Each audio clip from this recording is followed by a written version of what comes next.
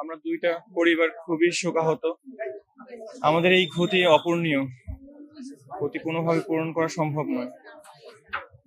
জামিল ভাইয়া এবং বৃষ্টি আপু তারা যুক্তরাষ্ট্রে পড়াশোনা করার জন্য গিয়েছিলেন এবং একটা সুন্দর ভবিষ্যতের জন্য, পারিবারিক স্বপ্ন পূরণ করার জন্য। তাদের এই অকাল প্রয়াণ আমাদের সবাইকে গভীরভাবে শোকাহত করেছে। আমাদের এই ক্রান্তি কালীন সময়ে আমরা অনেকের কাছ থেকে ভালোবাসা, দোয়া এবং সহযোগিতা পেয়েছি।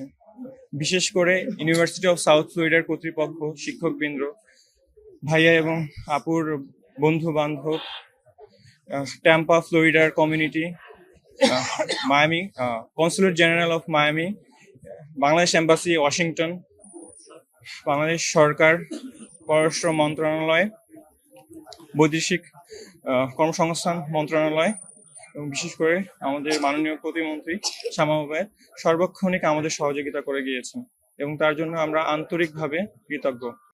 আমরা আশা করি, আমরা শোকাহত পরিবার, আমরা সবাই আশা করি ন্যায় বিচার ও জবাবদিহিতার মাধ্যমে জামিল ভাইয়া এবং বৃষ্টি আপুর আত্মার শান্তি পাবে। সবাই দোয়া করবেন।